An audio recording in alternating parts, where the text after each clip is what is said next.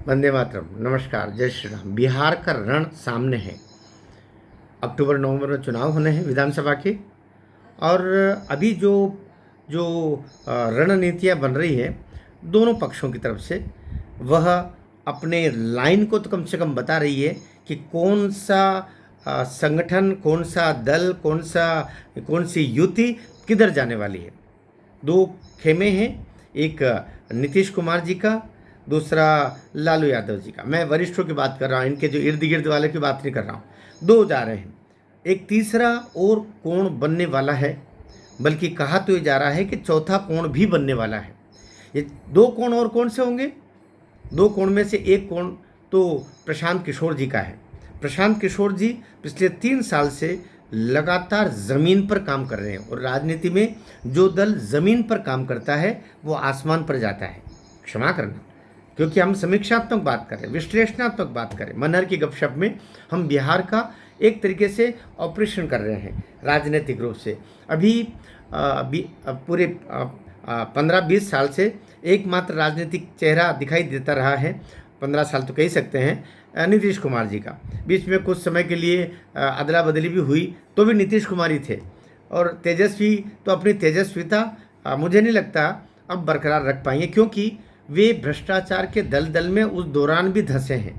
वो नौकरी के बदले ज़मीन लेना, पिताजी ने चारा खाया, 5 साल तक सजा याफ्ता। एक सजा याफ्ता अपराधी जो सजा भुगत के आया है, उसके लिए उसकी बात को कोट करना, मैं तो कहता हूँ मीडिया को डूब मरना चाहिए।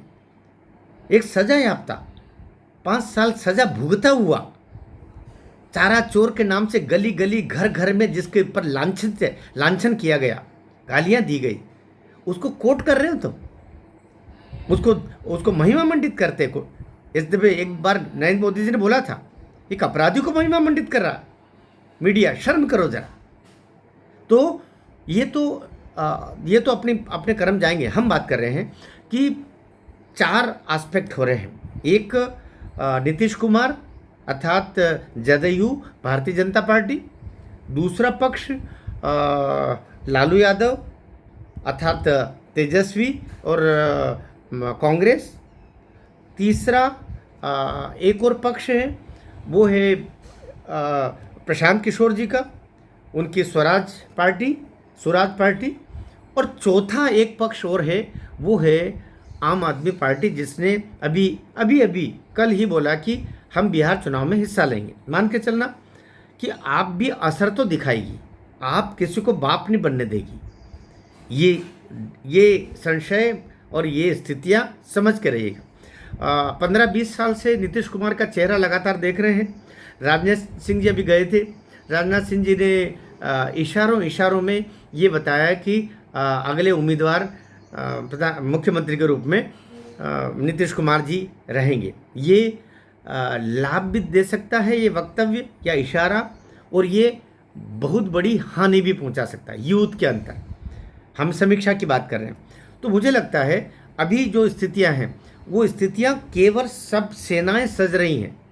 अब सुराज वाले अर्थात प्रशांत किशोर, उन्होंने सबके साथ काम किया है। उन्होंने नीतीश जी के साथ काम किया है, नरेंद्र मोदी जी के साथ काम किया है, उन्होंने ममता दीदी के साथ किया है, अखिलेश के साथ भी कुछ समय काम किया है। तो वो घाट पानी पिए हुए हैं। इसलिए जहाँ पर उनका जो मूल वोटर अब बन रहा है, पहली बार ही समझ में आएगा उनका वोटर कौन है। वो तो हर उससे जुड़े हुए हैं। तो राष्ट्रवादी और समझदार वोटर्स का एक दलीय गुट उनके साथ हो सकता है। तो अब प्रशांत किशोर किधर जाके जुड़ते हैं? कहीं न कहीं तो उनको जुड़ना होगा, वरना उनकी अवस्था है कि वो महाराष्ट्र नवनिर्माण सेना जैसी हो जाएगी, राज ठाकरे जैसी, कि आपको 1-2 सीट मिल जाए, वो भी न मिले। इसलिए राजनीति में कुल मिला के तो विजयी देखी जाती है कि आप कितनी सीट आपके पास में है जो आपका प्रतिनिधित्व करे फिर पूरे प्रदेश में। इसलिए प्रशांत किशोर चूँकि बड़े रणनीतिकार हैं, वो कुछ न कुछ तो ऐसा ज़रूर करेंगे कि 2-5 सीटें इस बार लेके आ जाएं। 5 सीट लेके आना, 5 सीट भी इस बार के चुनावों के बाद निर्णायक बनेगी, मैं आपको अभी से बता रहा हूँ।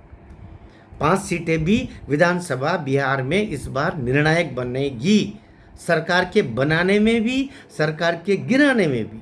इसलिए भी प्रशांत किशोर के साथ में मुझे लगता है कि बीजेपी नीतीश कुमार का कोलिशन कहीं न कहीं कुछ 2-5 सीटें पहले से दे करके और ये पालाबंदी कर सकते हैं।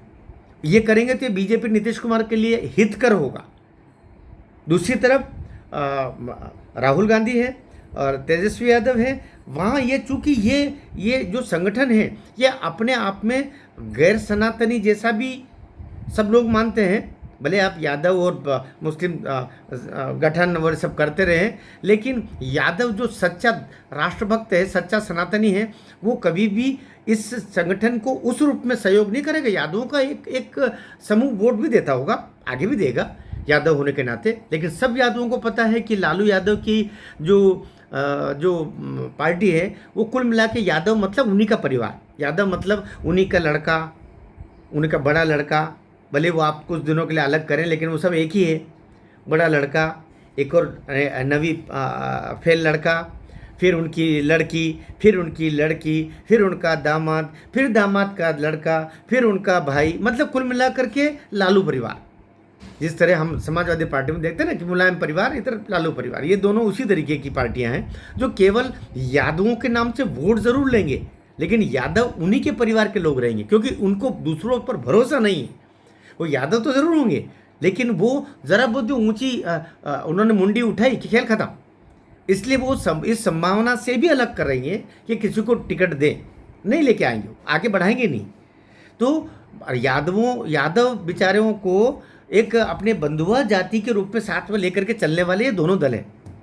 खरी बात बोलना चाहिए, इसलिए मैं बोल रहा हूँ। तो अभी पूरी संभावना है कि ये जो फिरके, 4 जो भाग जुटेंगे, उसमें किसी को भी संभावना जो मुझे लग रही है, सबसे बड़ा तो जो गठन बन के आएगा वो बीजेपी के साथ जो भी रहेगा वो आएगा। ये बहुमत से इधर उधर भी हो सकता है, यदि कोई नई योजनाएं अभी तुरंत लागू न करे तो।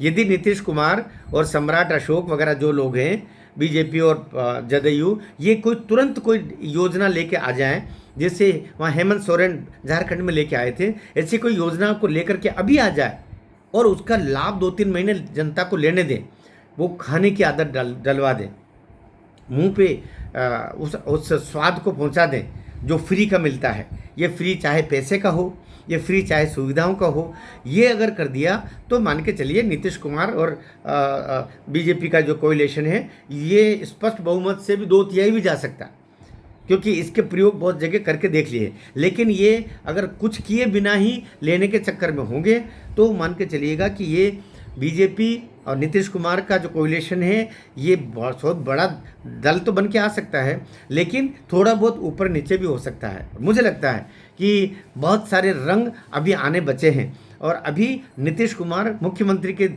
उम्मीदवार होंगे, ये घोषणा करने में जल्दबाजी नहीं करना चाहिए, वरना लाभ के स्थान पर हानि उठाने की संभावना भी बन सकती है। भारत माता की जय।